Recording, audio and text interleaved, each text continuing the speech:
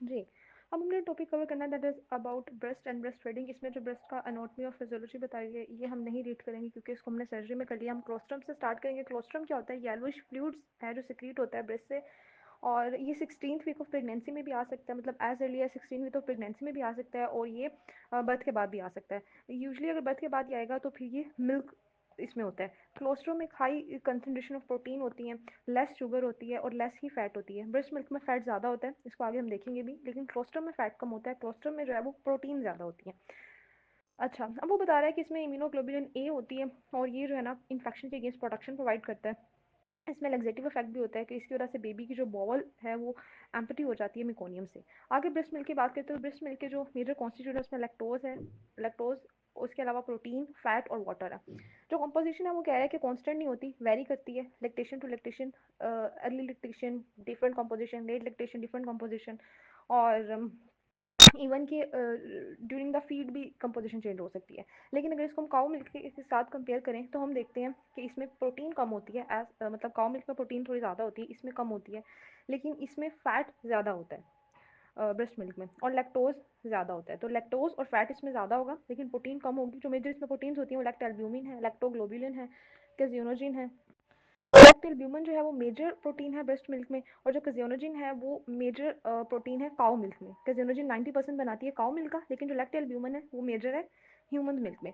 अब जो है वो ब्रेस्ट मिल्क में सोडियम भी का जो कंटेंट है वो कम होता है, काउस मिल्क में सोडियम का कंटेंट ज़्यादा होता है। अच्छा, अब उसने ना यही सारी बातें टेबल में दिखा दी हैं कि एनर्जी की बात करें तो ब्रेस्ट मिल्क में एनर्जी ज़्यादा है, लैक्टोज की बात करें वो भी ज़्यादा है, प्रोटीन कम है, फैट ज़्यादा है, सोडियम कम है, और water comparable to cow's milk ही है। तो ये आपने टेबल देख लेना है। उसके बाद ब्रेस्ट मिल्क में IgA भी होती है, IgM, IgG फैक्टर्स भी होते हैं, लैक्टोफेरिन भी होता है, मैक्रोफेजेस, कॉम्प्लीमेंट, लाइसोसोम भी होते हैं। ठीक है, और ये सारे ना बेबी को इम्यूनिटी प्रोवाइड करते हैं। उसके बाद इसमें आयरन की लोअर कंसंट्रेशन होती है, लेकिन आयरन की अब्जॉर्प्शन अच्छी होती है। मतलब वैसे हम जो डाइट में आयरन लेते हैं जो उसकी अब्जॉर्प्शन की निस्बत ब्रेस्ट मिल्क में जो आयरन होता है वो ज़्यादा अच्छे से अब्जॉर्ब होता है, क्योंकि ब्रेस्ट मिल्क में हमने बात की ना कि ब्रेस्ट मिल्क में जो है वो कुछ फैक्टर्स प्रेजेंट होंगे, जैसे लैक्टोफेरिन होगा। तो जो लैक्टोफेरिन है ये आयरन बाइंडिंग ग्लाइकोप्रोटीन भी है, और लैक्टोफेरिन बैक्टीरियल ग्रोथ को भी इनहिबिट करती है। तो इसकी वजह से आयरन जो है वो ज़्यादा अच्छे से अब्जॉर्ब हो जाता है, ब्रेस्ट मिल्क का आयरन। विटामिन के अलावा बाकी सारे विटामिन ब्रेस्ट मिल्क में होते हैं, इसीलिए जब न्यू नेट होता है डिलीवरी के बाद हम उसको विटामिन के का इंजेक्शन लगाते हैं ताकि हेमरेजिक डिजीज का रिस्क कम हो जाए। फिर आगे प्रोलैक्टिन ऑक्सीटोसिन की बात आ जाती है। जो प्रोलैक्टिन है ये लॉन्ग चेन पॉलीपेप्टाइड है, एंटीरियर पिट्यूटरी से बनता है। इसका प्रेगनेंसी में या लैक्टेशन में जो लेवल है वो 20 फोल्ड इंक्रीज कर जाता है। प्रोलैक्टिन का जो मेन काम है वो मिल्क की प्रोडक्शन करवाना है। ठीक है। अच्छा, अब अगर तो कोई ब्रेस्ट फीड नहीं करवा रहा, नॉन ब्रेस्ट फीडिंग मदर है, तो उनमें ये नॉर्मल लेवल इसका हो जाएगा। अगर ब्रेस्ट फीड करवा रही है तो उसका लेवल इंक्रीज करेगा। प्रोलैक्टिन का जो डायरेक्ट एक्शन आता है वो सिक्रीटरी सेल्स पर आता है कि वो मिल्क प्रोटीन सिंथेसाइज करे, मिल्क बने, लैक्टेशन के लिए एसेंशियल है। और वो ये कह रहे हैं कि होता ये कि जब निपल स्टिमुलेट होता है ना तो निपल की स्टिमुलेशन की वजह से जो प्रोलैक्टिन इनहिबिटिंग फैक्टर है ना वो हाइपोथैलेमस से आना बंद हो जाता है। यहाँ पर एक इंपॉर्टेंट चीज़ बताऊंगी कि हमने जनरली जितने भी हार्मोन्स देखे ना जो पिट्यूटरी ग्लैंड बनाता है उनके लिए ना हाइपोथैलेमस उनको कंट्रोल करता है। तो उनके लिए हाइपोथैलेमस से ना रिलीजिंग फैक्टर आता है, जैसे कोर्टिकोट्रोपिन रिलीजिंग फैक्टर या गोनाडोट्रोपिन रिलीजिंग फैक्टर, वो हाइपोथैलेमस में ना वो रिलीजिंग फैक्टर भेजता है और फिर जो है ना पिट्यूटरी ग्लैंड वो हार्मोन बनाते हैं। जो प्रोलैक्टिन है ना इसके केस में हाइपोथैलेमस से इनहिबिटरी फैक्टर आता है, रिलीजिंग नहीं आता, इनहिबिटरी फैक्टर आता है। तो जब प्रेगनेंसी में या लैक्टेशन में प्रोलैक्टिन का लेवल बढ़ना होता है ना तो हाइपोथैलेमस के उस इनहिबिटरी फैक्टर को इनहिबिट करवा दिया जाता है कि इनहिबिटरी फैक्टर अब ना आए। जब इनहिबिटरी फैक्टर नहीं आता तो प्रोलैक्टिन रिलीज होना शुरू हो जाता है पिट्यूटरी से। इसका मैकेनिज्म कुछ ऐसा होता है। वो कहते हैं जब हमने डोपामिन एगोनिस्ट दे के देखा तो डोपामिन एगोनिस्ट जो है क्योंकि वो प्रोलैक्टिन को इनहिबिट कर देता है तो उससे जो है वो लैक्टेशन जो है वो बंद हो गई, अरेस्टेड हो गई। फिर शियान सिंड्रोम में भी ऐसे होता है कि शियान सिंड्रोम में पिट्यूटरी अपना फंक्शन नहीं परफॉर्म कर पाता, प्रोलैक्टिन नहीं बनाता, तो उस केस में भी जो है वो लैक्टेशन बंद होगी। इससे समझ आ रहा है कि जो प्रोलैक्टिन है वो मिल्क की सिंथेसिस करवाता है। आगे बात आती है जो ऑक्सीटोसिन की। ऑक्सीटोसिन जो है जैसे प्रोलैक्टिन ने मिल्क बनवाना था, ऑक्सीटोसिन ने जो है वो मिल्क की सिक्रीशन करवानी होती है, इन अदर वर्ड्स इजेक्शन करवानी होती है। ठीक है, वो वाला मिल्क जो under the influence of prolactin बन गया है, अब वो मिल्क इजेक्शन होगी ऑक्सीटोसिन की वजह से कि जब सकिंग करता है बेबी तो उस दौरान क्या होता है कि ऑक्सीटोसिन पल्सटाइल उसका रिलीज होना शुरू हो जाता है पोस्टीरियर पिट्यूटरी से। फिर ये ऑक्सीटोसिन आकर जो एल्वियोलाई की सराउंडिंग में मायोएपिथेलियल सेल है उनको कॉन्ट्रैक्ट करवाता है, और जो मायोएपिथेलियल सेल अलोंग द लेक्टिफरस डक्ट है उनको भी कॉन्ट्रैक्ट करवाता है। ये सारे मायोएपिथेलियल सेल कॉन्ट्रैक्ट करते हैं तो मिल्क की एक्सपल्शन होती है। ऑक्सीटोसिन जो है वो विजुअल, एक तो सकलिंग से वो रिलीज होगा ना, इसके अलावा विजुअल और फैक्ट्री ऑडिटरी स्टिमुलस से भी रिलीज हो सकता है कि माँ को जब बच्चे के रोने की आवाज़ आती है तो उसको जो है ना वो एक ऑडिटरी विजुअल स्टिमुलस मिलता है, तो ऑक्सीटोसिन रिलीज होना शुरू हो जाता है। स्ट्रेस लेकिन अगर हो तो ये इनहिबिटेड हो जाती है इसकी सिक्रीशन, ठीक है। और ऑक्सीटोसिन जो है ये ट्राइन की कॉन्ट्रैक्शन भी स्टिमुलेट करवाता है मिल्क रिजेक्शन के साथ साथ, इसीलिए बर्थ के बाद कभी कभी पेन फील हो सकती है यूट्रस कॉन्ट्रैक्शन की वजह से। नेक्स्ट है ब्रेस्ट फीडिंग, इसमें सिर्फ एक ही चीज़ करने वाली है, चाइल्ड की करेक्ट पोजीशन, जो कि आप फिगर से भी देख सकते हैं, क्योंकि यूजली ना जब ब्रेस्ट फीड करवाती है ना मदर्स तो उनके क्रैक्स बन जाते हैं निपल में, पेन होती है, फिर वो ब्रेस्ट फीडिंग नहीं करवाती, छुड़वा देती हैं। यहाँ पे मिल्क की प्रोडक्शन नहीं सही आती, इनएडिक्वेट मिल्क आता है, तो फिर वो ब्रेस्ट फीडिंग छुड़वा के बॉटल फीडिंग पे बच्चे को ले आती हैं, या क्रैक की वजह से या इनएडिक्वेट मिल्क प्रोडक्शन की वजह से। वो कह रहे हैं कि जो दो मेजर रीजन है ना ब्रेस्ट फीड ना करवाने की, इन दोनों को हम ठीक कर सकते हैं अगर बेबी की करेक्ट पोजिशनिंग की जाए। करेक्ट पोजिशनिंग का क्या मतलब है कि बेबी का जो माउथ है उसको निपल एंड एरियोला पे प्लेस करना है, ठीक है। आप बी पार्ट में देखें निपल एरियोला पे प्लेस किया है, तो उससे क्या होगा कि जो ब्रेस्ट टिश्यू है वो एक्सटेंड करेगा बेबी के माउथ में और सॉफ्ट एंड हार्ड पैलेट के जंक्शन तक पहुंच जाएगा।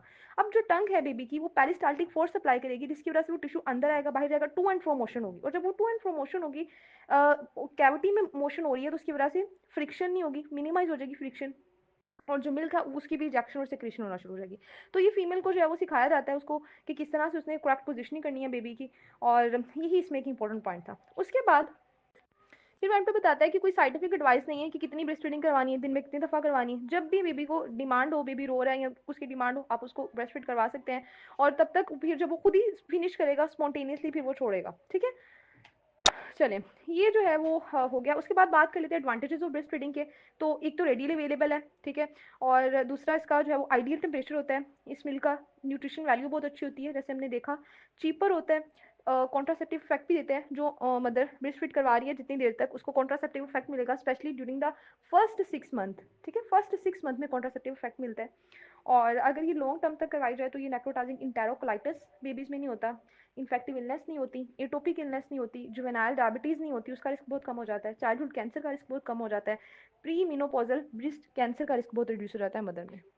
तो ब्रेस्ट फीडिंग के बच्चे को भी बहुत सारे फायदे हैं, और मदर को भी कॉन्ट्रासेप्शन मिल रही है, ब्रेस्ट ब्रेस्ट कैंसर का रिस्क रिड्यूस हो रहा है, बेबी को इंटेरोकोलाइटिस का रिस्क कम हो रहा है, इन्फेक्टिव इलनेस का रिस्क, एटोपिक इलनेस का रिस्क, जुवेनाइल डायबिटीज़ का रिस्क कम हो रहा है। आगे बात करते हैं जी कि अगर एच आई वी है किसी मदर को, तो पहले ये एडवाइस किया जाता था कि जिनको भी एच आई वी है ना वो ब्रेस्ट फीड नहीं करवाएंगी क्योंकि ब्रेस्ट मिल्क में एच आई वी वायरस होता है। फिर उन्होंने देखा कि हाईएस्ट, फिर उन्होंने रिसर्चेस वगैरह की तो उन्होंने देखा कि हाईएस्ट रिस्क जो होता है ना मदर से बेबी में ब्रेस्ट फीडिंग के दौरान एच आई वी ट्रांसमिट होने का तब होता है कि अगर मिक्स फीडिंग करवाई जाए बच्चे को, कि बॉटल फीडिंग भी करवाई जा रही है ब्रेस्ट फीडिंग भी, अगर मिक्सड हो जाए ना दोनों, फिर सबसे ज़्यादा रिस्क होता है ट्रांसमिशन का। अगर हम एक्सक्लूसिवली ब्रेस्ट फीड करवाए मदर तब इतना रिस्क नहीं होता। दूसरी उसने बात की कि हमने ब्रेस्ट फीडिंग तो छुड़वा दी कि भाई अगर एच आई वी है तो ब्रेस्ट फीड नहीं करवाना, लेकिन कुछ इलाके ऐसे थे कि जहाँ पे इतना लो रिसोर्सेज थे कि ब्रेस्ट फीडिंग के अलावा पेरेंट्स जो हैं या वो सोसाइटी जो है वो अफोर्ड ही नहीं कर सकती दूसरा फूड बच्चे के लिए, सप्लीमेंट्स, तो उस केस में बच्चे की वैसे ही बेचारे की डेथ हो जानी है।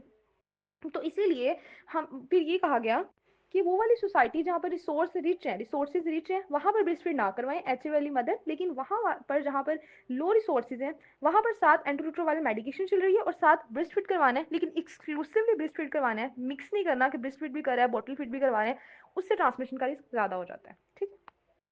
फिर अगर फीमेल ब्रेस्ट फीड ना करवाए तो क्योंकि उसमें मिल्क तो बन रहा है, वो तो प्रोलैक्टिन बनवा रहा है, तो ब्रेस्ट इंगोर्ज और पेन शुरू हो जाती है ब्रेस्ट में, और इसके लिए फिर जो है ना डोपामिन रिसेप्टर दिए जा सकते हैं स्टिमुलेंट, वो क्या करेंगे ब्रोमोक्रिप्टिन वगैरह, वो ना प्रोलैक्टिन के रिलीज को इनहिबिट कर देंगे ताकि जो प्रोलैक्टिन मिल्क बनवा रहा है ये बंद हो जाए। और लेकिन अगर फीमेल डोपामिन रिसेप्टर एगोनिस्ट लेगी तो उससे उसको ड्राउजीनेस, हाइपोटेंशन, हेडेक, इस तरह के मसले हो सकते हैं, ठीक है। फिर ब्रेस्ट डिसऑर्डर स्टार्ट हो जाते हैं। सबसे पहले आता है जी ब्लड स्टेन निपल डिस्चार्ज। तो ब्लड स्टेन निपल डिस्चार्ज को रस्टी पाइप सिंड्रोम भी कहते हैं। इसमें ना बायलैटरल होता है ये ब्लड स्टेन डिस्चार्ज होना शुरू हो जाता है, एपिथेलियल प्रोलिफरेशन की वजह से कहा जाता है कि ये होता है, और ये जो है ना वो लेट प्रेगनेंसी में भी हो सकता है, अर्ली ब्रेस्ट फीडिंग में भी हो सकता है, 1 वीक तक सिर्फ ये रहता है, सेल्फ लिमिटिंग है, खुद ही ठीक हो जाता है, ऐसा ट्रीटमेंट की जरूरत नहीं पड़ती, वुमन को रियोश्योर करा देना। पेनफुल निपल, जैसे पहले हमने बात की कि निपल में क्रैकिंग हो सकती है, क्रैक्स बन सकते हैं, पेनफुल हो सकते हैं, निपल जो है वो बहुत सेंसिटिव हो जाते हैं लेट प्रेगनेंसी में और ब्रेस्ट फीडिंग के फर्स्ट वीक में, इसीलिए ये जो सेंसिटिव निपल है एक तो ये डिस्कम्फर्ट कॉज कर सकते हैं ड्यूरिंग ब्रेस्ट फीडिंग, और ये लेकिन स्पॉन्टेनियसली खुद ही ठीक हो जाता है। और अगर इसमें फिशर बन जाए निपल में तो फिर ब्रेस्ट एब्सेस का रिस्क भी इंक्रीज हो जाता है, क्रैक्स बन जाए तो ब्रेस्ट एब्सेस का रिस्क भी इंक्रीज हो जाता है, लेकिन ये क्रैक्स बनने की major reason poor positioning of the baby है। तो आपने सारी मदर्स को ये सिखाना है कि उन्होंने पोर पोजिशनिंग जो है ना उसको अवॉइड करना है और बेबी को सही पोजिशन में रखना है ताकि क्रैक्स वगैरह ना बने, ठीक है। और अगर कैंडिडियासिस हो वो भी ये करवा सकता है क्रैकिंग और ब्रेस्ट एब्सिस। उसके बाद वो कह रहा है कि आप जो है ना वो अंडरलाइंग प्रॉब्लम को ठीक करो, ठीक है, जो मसला चल रहा है लाइक अगर पोजीशन का मसला है उसको ठीक करो। इसके अलावा जब ब्रेस्ट एब्सिस बन गया है या वहाँ पर क्रैकिंग निपल है, पेनफुल निपल है, तो आपने एंटीबायोटिक भी देनी है, एनाल्जेसिया भी देना है और अफेक्टेड निपल को रेस्ट देनी है, ठीक है। अच्छा, फिर उसको रेस्ट देने का मतलब है कि उतनी देर वहाँ से जो है ना ब्रेस्ट फीड नहीं करवाना, फिर जब वो ठीक हो जाए तो फिर ब्रेस्ट फीडिंग स्टार्ट कर देनी है। आगे बात करते हैं ग्लैक्टोसील की। ग्लैक्टोसील जो है वो sterile milk field retention cyst होती है, और ये होती है कि अगर सिक्रीशन जो है ना वो डक्ट को ब्लॉक कर दें तो वहाँ पर सिस्ट बन जाती है। ये फ्लक्चुएंट होती है, इसमें जो है ना वो पेन और इन्फ्लेमेशन नहीं होती है, एज सच स्पॉन्टेनियसली रिजोल्व हो जाती है मसाज करने से। लेकिन अगर ये ना स्पॉन्टेनियसली रिजोल्व, इसको स्पाइल किया जा सकता है, और अगर ये ज़्यादा डिस्कम्फर्ट करे तो सर्जिकली एक्सरसाइज कर सकते हैं। ब्रेस्ट इंगोजमेंट, जैसे हमने नॉन ब्रेस्ट फीडिंग मदर में भी देखा कि इंगोजमेंट हो जाती है सेकेंड और थर्ड पोस्टपार्टम डे में। अगर ब्रेस्ट फीडिंग ना स्टार्ट करें, वैसे तो ब्रेस्ट फीडिंग 1 आवर में स्टार्ट कर देनी चाहिए ना, हमने देखा था लेवल वाले चैप्टर में कि फर्स्ट आवर के दौरान ही ब्रेस्ट फीडिंग स्टार्ट हो जानी चाहिए। लेकिन अगर 2-3 दिन गुजर गए ब्रेस्ट फीडिंग स्टार्ट नहीं की, तो क्योंकि प्रोलैक्टिन तो बन रहा है, वो तो बहुत ज़्यादा बन रहा है, तो ब्रेस्ट इंगोज हो जाएंगे, पेन होना शुरू हो जाएगी, अनकंफर्टेबल हो जाएगी फीमेल, उसको फीवर भी हो सकता है साथ, ठीक है। और ये जो फीवर है ना, ये चीज़ इंपॉर्टेंट है कि ये फर्स्ट वीक में हो रहा है, क्योंकि आगे आपको मैंने मेस्टाइटिस पढ़ाना है, उसमें हमने देखना उसमें जो फीवर होता है वो थर्ड और फोर्थ वीक में जाके होता है, ठीक है। लेकिन जो ब्रेस्ट इंगोजमेंट की वजह से फीवर हो रहा है यूजुअली फर्स्ट वीक में ही होता है। और उसके बाद वो कह रहा है कि आपने जो है वो इसके ट्रीटमेंट के लिए मैनुअल एक्सप्रेशन, या अगर वो फीडिंग नहीं भी करवा रही तो वो ब्रेस्ट पंप के ज़रिए से ब्रेस्ट को जो है ना वो उसमें से मिल्क को इजेक्ट करवाना है। कैबेज लीफ यूज़ किए जा सकते हैं, फिर सपोर्ट देनी है, आइस पैक यूज़ किए जा सकते हैं। फिर आ जाता है जी मेस्टाइटिस। मेस्टाइटिस में क्या है कि इन्फ्लेमेशन हो गई है ब्रेस्ट की इन्फेक्शन की वजह से। ये जो है ना ब्रेस्ट फीडिंग के दौरान यूजुअली होता है कि कोई डक्ट ब्लॉक हो गई है और मिल्क जो है ना वो फिर एल्वेलाई में चला गया, डिस्टेंड हो गया एल्वेलाई, और फिर मिल्क जो है वो अगर वो रप्चर कर जाते हैं तो मिल्क एक्स्ट्रा विजिट कर जाएगा, पेरिलोब्यूलर टिश्यू में चला जाएगा। जब वो पेरिलोब्यूलर टिश्यू में चला जाएगा तो इन्फ्लेमेटरी रिएक्शन शुरू हो जाएगा, ठीक है। ये पेनफुल अब चीज़ होती है, इसमें भी स्ट्रेड और एडिमेटस हो जाता है। वुमन को फ्लू लाइक सिम्टम्स भी हो सकते हैं, टैकीकार्डिया पायरेक्सिया भी होता है, मतलब इन्फ्लेमेशन हो रही है तो इन्फ्लेमेशन के साइंस आएंगे, रेड एडिमेटस, टैकीकार्डिया, पायरेक्सिया, ये सारी इन्फ्लेमेशन से रिलेटेड चीज़ें ना, तो ये सब होगा। अब ब्रेस्ट इंगोजमेंट के इन कॉन्ट्रास्ट जैसे मैंने आपको पहले बताया था कि उसमें जो फीवर होता है वो यूजुअली फर्स्ट वीक में होता है, लेकिन इसका जो फीवर है मेस्टाइटिस का वो थर्ड टू फोर्थ वीक में जाके होता है, क्योंकि मिल्क वो फीड करवा रही है पहले, फिर आहिस्ता आहिस्ता डक्ट ब्लॉक होगी, फिर वो जो एल्वेलाई डिस्टेंड करेंगे, फिर जो है ना वो मिल्क एक्स्ट्रा विजेट करेगा, फिर इन्फ्लेमेशन होगी, मतलब लंबा थोड़ा प्रोसीजर है ना, तो 1-2 दिन में तो नहीं हो सकता। ये कहीं थर्ड फोर्थ डे में जाके ना, थर्ड फोर्थ वीक में जाके ना फीमेल फीवर के साथ आएगी, फिर हम मेस्टाइटिस सस्पेक्ट कर सकते हैं। इसमें जो बैक्टीरिया है मेन वो स्टेफिलोकोकस एओरियस है, 40% तक यही मेस्टाइटिस करवाता है। इसके अलावा दूसरे जो बैक्टीरिया स्ट्रेप्टोकोकस विरिडेंस है, और अगर लोकलाइज मेस्टाइटिस है तो उसको जो है ना वो आप मसाज की मदद से, एनाल्जेसिया की मदद से मैनेज कर सकते हो, लेकिन अगर ये वर्सन हो जाए तो एंटीबायोटिक्स देनी है, कल्चर उसका ले लेना है मिल्क का, जब तक कल्चर का रिजल्ट नहीं आता तब तक फ्लोक्सेसिलिन दी जा सकती है, फिर कल्चर के रिजल्ट के हिसाब से स्पेसिफिक एंटीबायोटिक देनी है, ठीक है। और ब्रेस्ट फीडिंग कंटिन्यू रखनी है, मेस्टाइटिस में ब्रेस्ट फीडिंग रोकने की जरूरत नहीं है, ब्रेस्ट फीडिंग को कंटिन्यू करना है। अगर एब्सिस बन जाए तो फिर उसको सर्जिकली इंसाइज करके ड्रेन कर लेना है, ठीक है। यहाँ पर जो है ब्रेस्ट का टॉपिक खत्म होता है। नेक्स्ट कॉन्ट्रासेप्शन की उसने बात की हुई है। पहली बात तो ये कि लैक्टेशनल एमेनोरिया होता है कि जब तक लैक्टेशन चल रही होती है जो है ना वो कॉन्ट्रासेप्शन मिल रही होती है फीमेल को। जब लैक्टेशन हो रही होती है ना तो हाइपोथेसिस ये दिया गया है कि उस दौरान जो है ना वो पल्सिटाइल रिलीज ल्यूटिनाइजिंग हार्मोन का एंटीरियर पिट्यूटरी से रुका हुआ होता है, तो जब ल्यूटिनाइजिंग हार्मोन नहीं आ रहा तो आगे कोई भी ओवरी में साइकिल भी नहीं चल रहा, तो ब्रेस्ट फीडिंग जो है वो कॉन्ट्रासेप्टिव इफेक्ट देती है। लेकिन ये टोटली रिलायबल नहीं है, वो वाली फीमेल जो को कॉन्ट्रासेप्टिव चाहिए, लाजमी चाहिए, वो टोटली इस पर रिलाई नहीं कर सकती, क्योंकि इसके साथ जो है ना वो कंसीव कर सकती हैं। 10% वुमेन देखी गई है जो ब्रेस्ट फीडिंग के दौरान कंसीव कर लेती हैं, तो इसीलिए जो है ना वो, लेकिन ये भी देखा गया है कि जो ब्रेस्ट फीड करवा रही होती हैं फर्स्ट 6 मंथ में बहुत कम चांस होते हैं कंसीव करने के, 2% तक सिर्फ चांस होते हैं, ठीक है। तो फर्स्ट 6 मंथ में बेस्ट कॉन्ट्रासेप्शन मिल रही होती है ब्रेस्ट फीडिंग की वजह से। उसके बाद आप लेकिन जो है ना वो वुमेन अगर कोई और भी कॉन्ट्रासेप्शन साथ उनको एडिशनल कॉन्ट्रासेप्शन भी चाहिए तो बैरियर मेथड यूज़ कर सकती हैं, क्योंकि फ़ौरन से डिलीवरी के बाद कोई और मेथड यूज़ करना सेफ नहीं होता, तो बैरियर मेथड यूज़ कर सकती हैं। अगर वो आईयूडी चाहती हैं कि हमें डिवाइस रखवानी है तो वो यूजली 1 से 2 महीने के बाद रखी जाती है, 4 to 8 वीक का वेट करना है ताकि यूट्रस जो है उसकी इन्वोल्यूशन हो जाए, फिर अपने डिवाइस रखनी है, और बहुत केयरफुली रखनी है, क्योंकि देखा गया है कि अगर ब्रेस्ट फीडिंग के दौरान डिवाइस रखी जाए तो यूजली उसमें एक्सपर्जन हो जाती है, यूट्रस परफोरेशन हो जाती है, यूट्रस परफोरेट कर जाती है, तो इसीलिए इसको ज़रा अवॉइड ही किया जाता है पोस्ट पार्टम पीरियड में, ठीक है। फिर सीओसीपी देख लेते हैं, तो सीएसओपी भी नहीं देने, कॉम्बाइंड और कॉन्ट्रासेप्टिव पिल्स भी नहीं देनी, क्योंकि ये थ्रोम्बोसिस का रिस्क बढ़ा देती है, और आपको पहले ही पता है कि पोस्ट पार्टम पीरियड में थ्रोम्बोसिस का रिस्क ऑलरेडी इंक्रीज होता है, तो ये भी नहीं देने होते। फिर बात कर लेते हैं प्रोजेस्टेरोन ओनली पिल की। प्रोजेस्टेरोन ओनली पिल जो है वो प्रेफर की जाती है, वो यूज़ की जा सकती हैं, लेकिन इनको भी एटलीस्ट 1 मंथ या 21 डेज के बाद देना है, ठीक है। और अगर इनको पहले दे दिया तो ये ब्रेक थ्रू ब्लीडिंग करवा सकती है। इंजेक्टेबल कॉन्ट्रासेप्शन ये भी यूज़ किए जा सकते हैं, बट इनको भी फ़ौरन से नहीं देना, उनको भी 5 टू 6 वीक के गैप से देना है, ठीक है। तो सारे जो मेथड है उनको थोड़ा एटलीस्ट 1 मंथ का गैप हम दे रहे हैं तकरीबन हर मेथड में, और आईयूडी के केस में तो ज़्यादा गैप लंबा देना चाहिए। और ब्रेस्ट फीडिंग में अगर देनी ही है कोई कॉन्ट्रासेप्शन, हार्मोनल कॉन्ट्रासेप्शन लाजमी देनी है, तो प्रोजेस्टेरोन दी जा सकती है, प्रोजेस्टेरोन ओनली पिल्स दी जा सकती हैं, वो प्रेफरेबल होती हैं। सीओसीपी कभी नहीं देने ब्रेस्ट फीडिंग के दौरान, और क्योंकि वो थ्रोम्बोसिस वगैरह करवा देते हैं। और दूसरी चीज़ कि बैरियर मेथड सबसे प्रेफरेबल है, वो यूज़ किए जा सकते हैं। लेकिन क्योंकि बैरियर मेथड का फेलियर रिजल्ट ज़्यादा है, तो अगर हार्मोनल देनी है तो प्रोजेस्टेरोन ओनली पिल्स दी जा सकती हैं। तो ये सारा हो गया जी कॉन्ट्रासेप्शन का। स्टिलाइजेशन भी की जा सकती है, लेकिन उन मदर की जो सर्टन है कि भाई उनकी फैमिली कंप्लीट है, क्योंकि इसमें रिग्रेट बहुत होते हैं स्टिलाइजेशन के केस में, तो फिर ट्यूबल लाइगेशन कर दें उनकी। और सी अगर तो फीमेल से पहले ही से कंसल्ट ली हुई है तो फिर सी सेक्शन के दौरान भी उनकी ट्यूबल लाइगेशन की जा सकती है, या अगर सी सेक्शन के दौरान ना भी करें तो सी सेक्शन के बाद मिनी लैप्रोटमी के मेथड से जो है ना फर्स्ट फ्यू पोस्टमार्टम डेज में ही स्टिलाइजेशन की जा सकती है।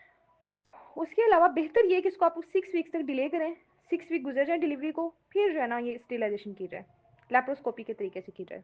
इसके एक तो ये फ़ायदा होगा कि मदर को ज़्यादा टाइम मिलेगा अपनी बेबी के साथ, वो कंफर्ट में रहेगी। दूसरा जो है वो लेप्रोस्कोपी में ट्रोमा भी ज़्यादा नहीं होता, लेस ट्रोमेटिक है, क्लिप सिर्फ लगा दिए जाते हैं और इसका फेलियर रेट भी लो है, तो इसलिए लेप्रोस्कोपी प्रेफर की जाती है, जो कि 6 वीक पोस्टमार्टम की जाती है। चलें उसके बाद ये सारी कॉन्ट्रासेप्शन की बात तो उन फीमेल के लिए हुई जो ब्रेस्ट फीड करवा रही थी, लेकिन वो वाली फीमेल जो ब्रेस्ट फीड नहीं करवा रही, उनको चाहिए कि वो अपनी पिल्स स्टार्ट कर दें, प्रोजेस्टेरोन ओनली पिल्स या सीओसीपी जो भी पिल्स उन्होंने लेनी है वो स्टार्ट कर दें 3 वीक्स आफ्टर डिलीवरी, ठीक है। चलें आगे पेरीनेटल डेथ की उसने बात की हुई है कि पेरीनेटल में स्टिल बर्थ क्या होता है, वो वाला बेबी जिसकी बर्थ ही ऐसे हुई है नो साइंस ऑफ लाइफ के साथ, डेड। पेरेंटल डेथ क्या होती है कि अगर डेथ हो जाए मोर देन 24 वीक जेस्टेशन या with in 7 day of birth, यानी 24 हफ्ते गुजर गए थे जेस्टेशन के, उसके बाद यूट्रस में डेथ हुई है, या बर्थ के बाद फर्स्ट 7 डेज में हुई है। लाइव बर्थ क्या है कि बेबी जब पैदा हुआ तो उसमें सारे साइंस थे लाइफ के इररिस्पेक्टिव ऑफ जेस्टेशन, कि अगर उसको आपने टर्म पे डिलीवर करवाया है, साइंस ऑफ लाइफ है, तब भी वो लाइव बर्थ होगी। अगर आपने उसको प्री टर्म डिलीवर करवाया है बट साइंस ऑफ लाइफ है, तब भी वो लाइव बर्थ होगी। कुछ हम इन्वेस्टिगेशन देखेंगे, अगर पेरिनेटल डेथ हो जाए तो क्या इन्वेस्टिगेशन करवानी होती है। फुल ब्लड काउंट करवा लें, clotting screen, liver function test, क्लिहार टेस्ट है एक, जो क्लिहार टेस्ट है ना यूजुअली ये जब आर एच, हमने देखा था ना कि आर एच वो जो आइसोइम्यूनाइजेशन का मसला होता है तब ये ज़्यादा इंपॉर्टेंट होता है। वायरोलॉजी, इन्फेक्शन के लिए स्क्रीन, ऑटो एंटीबॉडीज उसकी देखें कि नहीं उसको एंटी कार्डियोलिपिन या एसएलई का मसला तो नहीं है, एंटी फोस्फोलिपिड, क्योंकि एंटी फोस्फोलिपिड सिंड्रोम जो है ये रिकरेंट मिसकैरेजेस करवा देते हैं, तो ऑटो एंटीबॉडी स्क्रीनिंग बहुत इंपॉर्टेंट है। प्लेसेंटा का स्वैब लें, कल्चर करवा लें, ब्लड ग्रुप में एंटीबॉडीज देखें, मतलब ब्लड ग्रुप के अगेंस्ट एंटीबॉडीज तो नहीं है, हिमोलिसिस तो नहीं हो गया, टॉक्सोप्लाज्मा की एंटीबॉडीज तो नहीं है, डायबिटीज़ तो अनकंट्रोल नहीं है या अनडायग्नोज डायबिटीज़ तो नहीं है, HbA1c देखें, प्लेसेंटा की कोई पैथोलॉजी तो नहीं है, प्लेसेंटा की साइटोलॉजी देखें, उससे आपको पता चलेगा कि फीटस में कोई क्रोमोसोमल एब्नॉर्मैलिटी तो नहीं है। स्किन की बायोप्सी ले लें, कार्डियक की आप ले सकते हैं, प्लेसेंटा की बायोप्सी ले सकते हैं, फुल बॉडी एक्सरे एमआरआई कर सकते हैं। तो ये डिफरेंट इन्वेस्टिगेशन हैं, डिफरेंट तरह के कल्चर्स हैं, इमेजिंग इन्वेस्टिगेशन हैं, ब्लड के डिफरेंट टेस्ट हैं, ये सब हम करवा सकते हैं पेरिनेटल डेथ में। तो ये वाला चैप्टर कंप्लीट हो गया। अब एक ही चैप्टर रह गया जो मेडिकल डिसऑर्डर है, जो न्यू नेट वाला चैप्टर है, और ये जो पेरिनेटल इन्फेक्शन वाला, ये दोनों नहीं करने, लाइक मैंने नहीं करने, अगर आप में से कोई करना चाह रहा है तो वो रीड कर सकता है। अब जो है ना वो एक ही चैप्टर है दैट मेडिकल डिसऑर्डर, उसका मैं करवा दूँगी।